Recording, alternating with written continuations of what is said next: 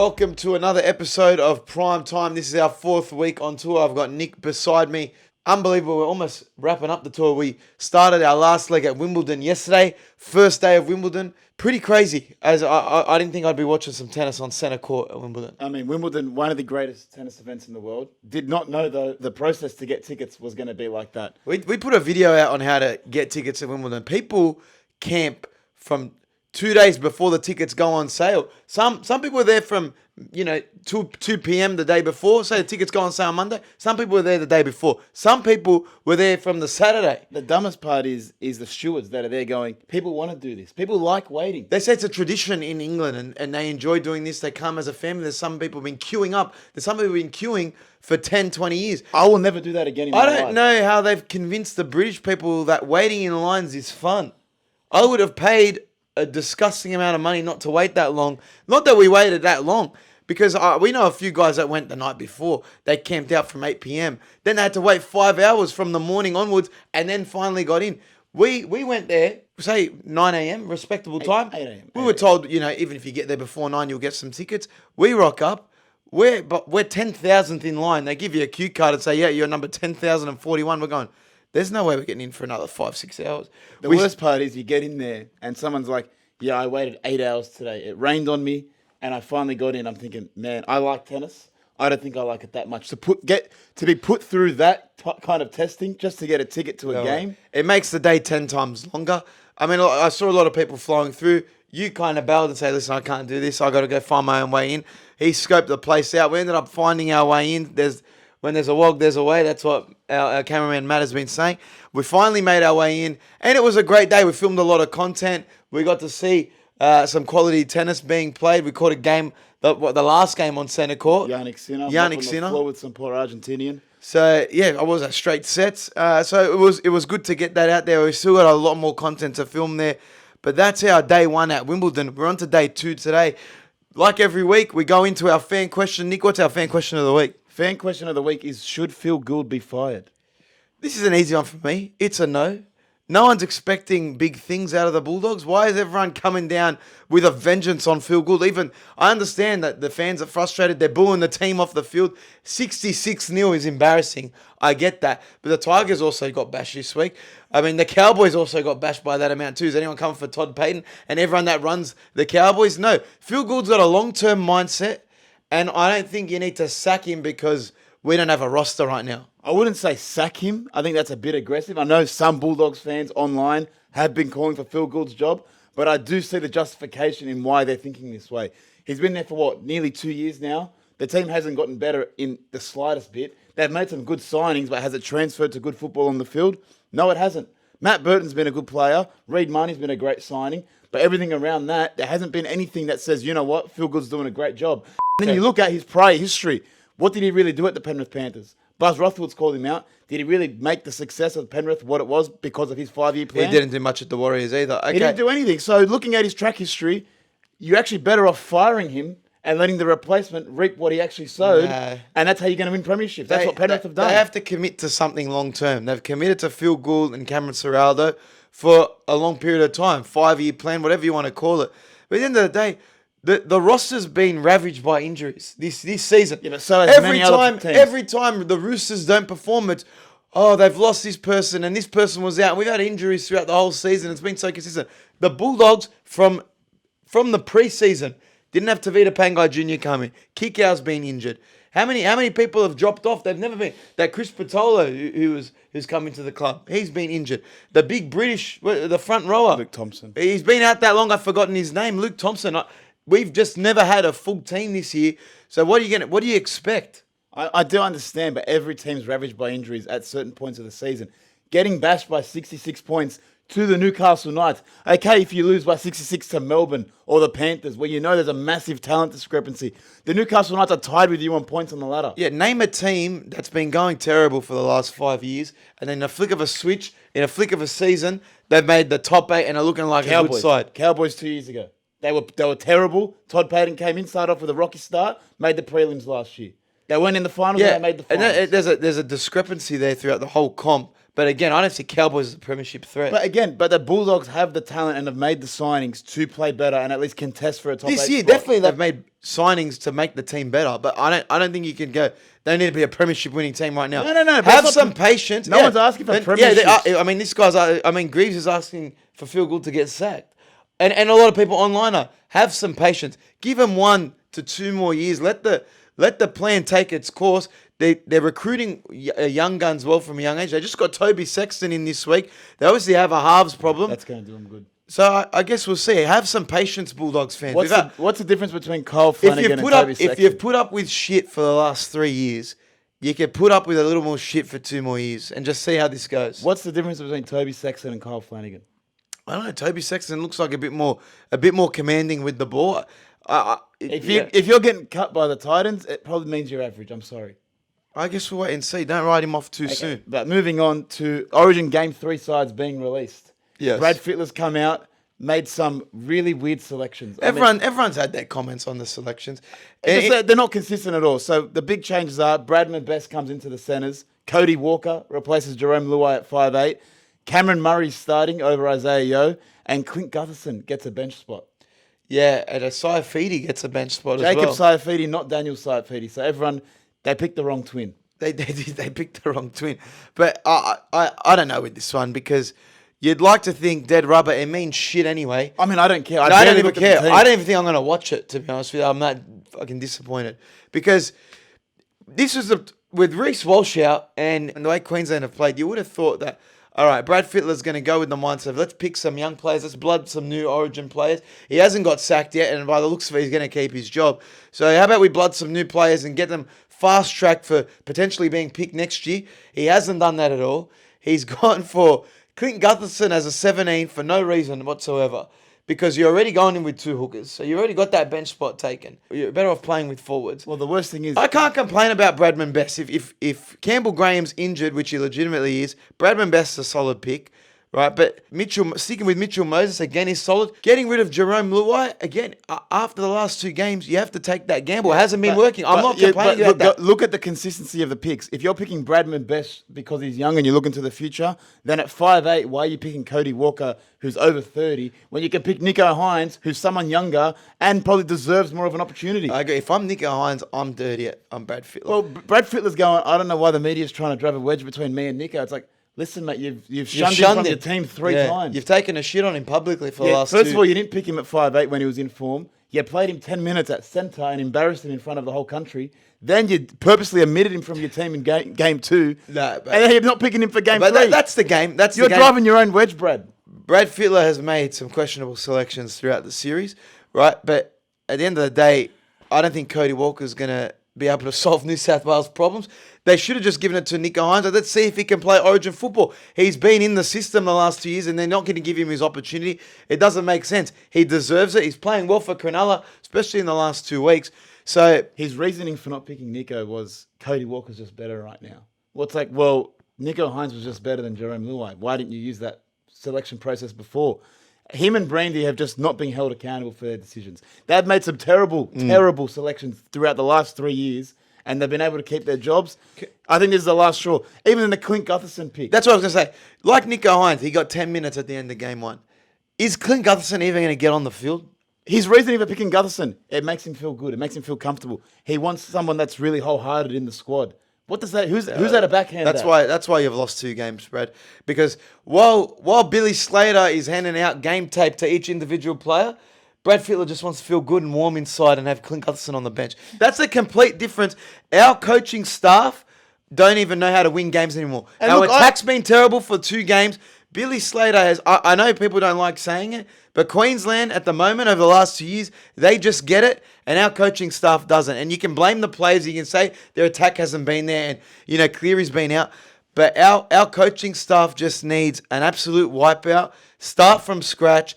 Pick some new players. I don't care, but New South Wales needs something new. I mean, Gutherson, I understand, has been in great form, but not good enough to be an Origin player. That's the way it is. But moving on to other rugby league topics, Brandon Smith and Sam Walker are set to make their return. Finally. This week in New South Wales Cup. The Roosters do have the bye, so they're not returning as New South Wales Cup players without the admission of being first-grade players. So do we expect Sam Walker to be back in the team the following week. Well, God knows they need someone black because nothing's going right for the Roosters right Hey, now. we've seen Brandon Smith. He's been recovering. He had the green cast on, broken thumb. It'd be good to see him back, and I'd like to see him have a good stretch of the back end of the season because he's come under a lot of pressure and a lot of flack because he hasn't lived up to the expectations that the Roosters have put on him. But the Roosters haven't lived up to the expectations of the team that they have as well. I expect with him coming back, Sam Walker hopefully coming back and getting the starting halfback role. Hopefully Robbo doesn't mess that up. Connor Watson maybe coming back later in the season. A lot of their forwards coming back and being healthy. They should make a late push to the 8. I haven't seen the last part of their draw, but can they still make the top 8? Yeah, they're still only, I think, maybe 2 or 4 points out of the 8. They're not far off, and every game that they've lost the last 2-3 weeks has been a bit controversial. You saw against Canberra the forward pass. Manly this week, they were extremely unlucky. So if you're just looking forward with injuries not being a factor later in the season and all their players coming back healthy. Hopefully no one knocks heads at training. I mean, yeah, you just got to hope Suwali, just maybe him and Billy Smith just take it easy. You guys are wingers. You doing contact? How are they doing that?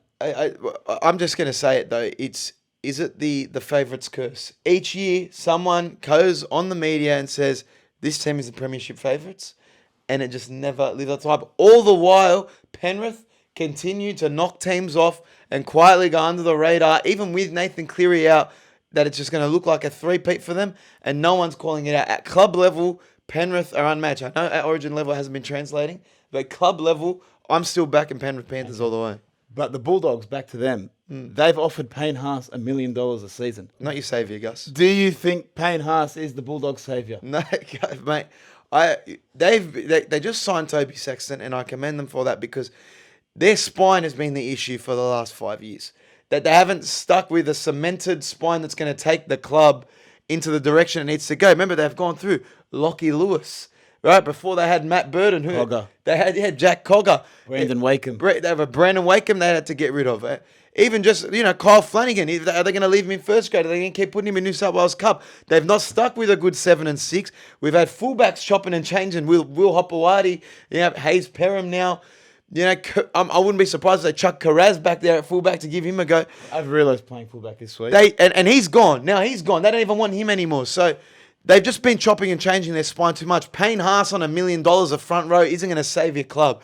You need a spine that's going to take you into the future and win you games in the future. So I would be throwing big money at halfbacks like Ben Hunt and halfbacks that are on the market like Luke Brooks for a change. That's why I don't mind the Sexton signing. It's like when Aiden Caesar signed with Canberra.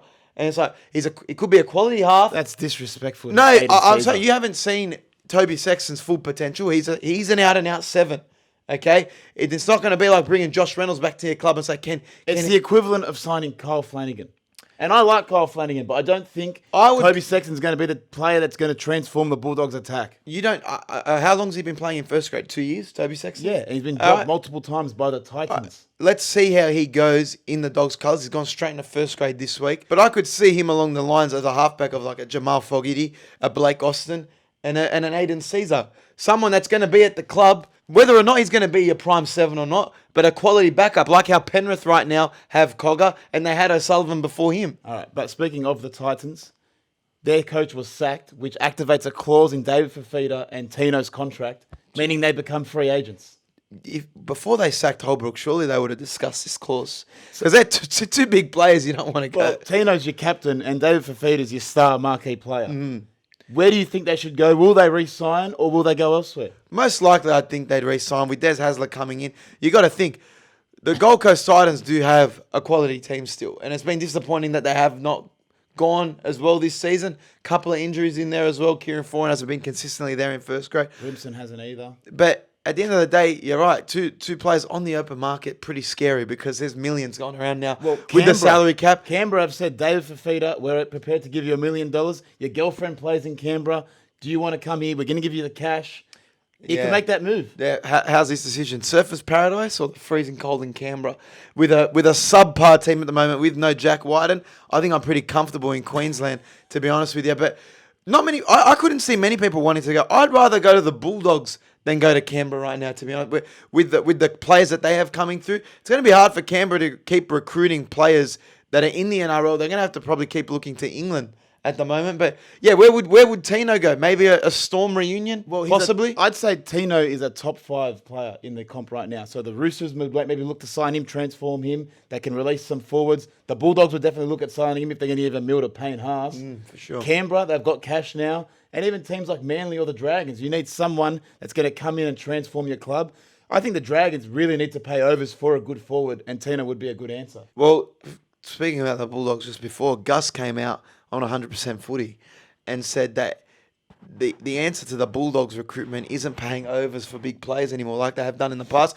It's building their development system and recruiting from within. So if the Dragons want to get on the Bulldogs train and what we've been doing for the past 5 years, they're just going to go backwards. Like how every player at their team allegedly wants to get off the train. I don't think the Dragons should be paying overs for anyone. They got to take the Bulldogs long-term approach, because we're going to look back on this in 2 years and say, you know what, Gus and the board of directors, you were right. If we had just gone and on a big signing spree and gave $1 million to Payne HAAS, then you know what, we wouldn't be where we are. Have a long-term view. Everyone's so short-sighted. How can we win the comp next year? The Bulldogs can't win the comp next year. They can't. They're going to be a top 8 team. That's it. Okay. Well, moving on then to AFL. Collingwood won by 74 points last week. They got the Western Bulldogs this week, which will be a tough game. But another game, the Sydney Swans versus Geelong, ended in 54 all. Do you think ties should still be a thing in the AFL? It's pretty stupid. 54 all sounds like a AFLW game, for one, right? Secondly, how are we this much with everything involved in gambling and everything involved with crowd enjoyment of the game, leaving a game to be drawn? It barely happens in any American sports. NFL, NBA, there's overtime, there's second overtime, right? How do we still allow in domestic codes? The fans leave unsatisfied. The players don't get the points. It's a waste of time. Just get a result. Have a golden goal. I don't know. Like, surely there's a solution for the AFL.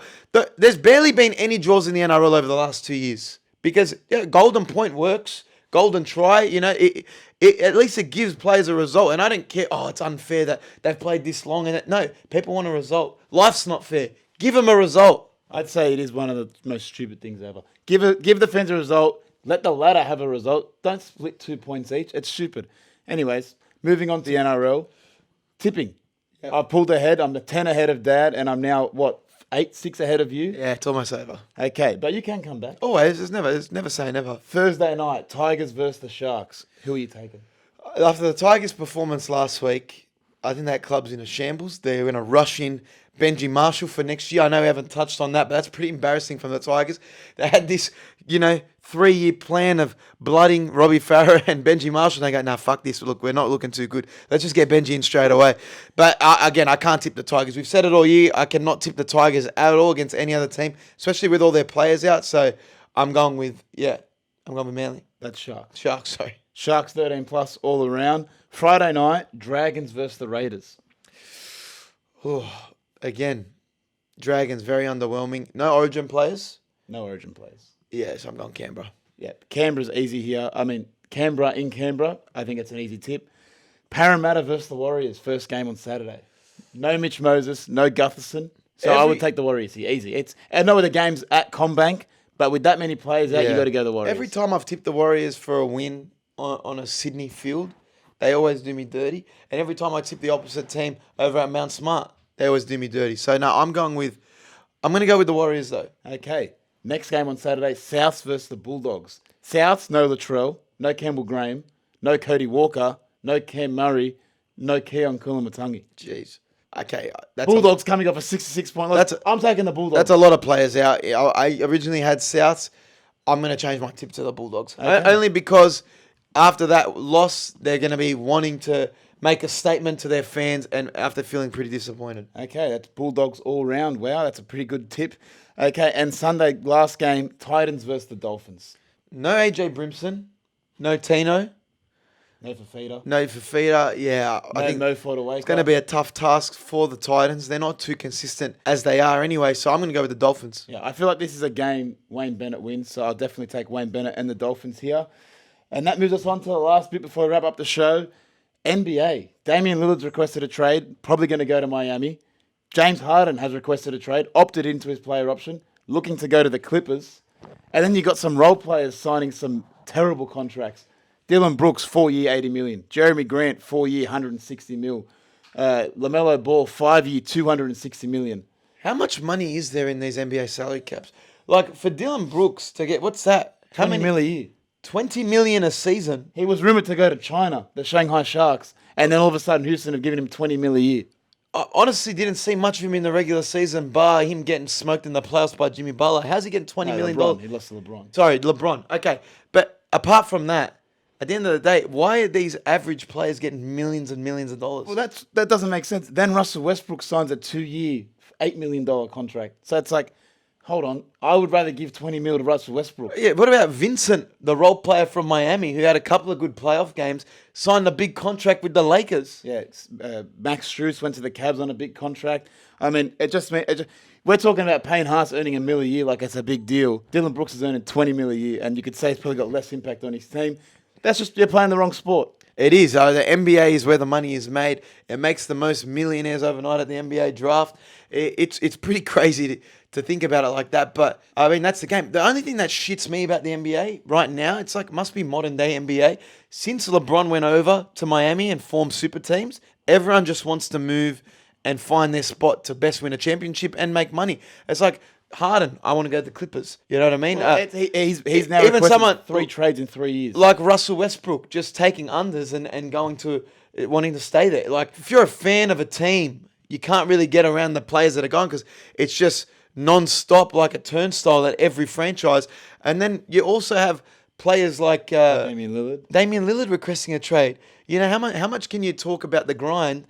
And then, you want to be a one franchise player. There's no Kobe's anymore. There's no one franchise players anymore. Okay, well, that's the NBA for you. That's the modern day NBA. But that wraps us up for week 4, prime time on tour. See you next week. Yeah, Picklebet on tour. Make sure you stay tuned. Follow us on all our socials at Picklebet, at Jon-Bernard K, and at the JBK Show. Subscribe on YouTube. We have one more week away in the UK on tour. So stay tuned to our socials. And as always, take it easy.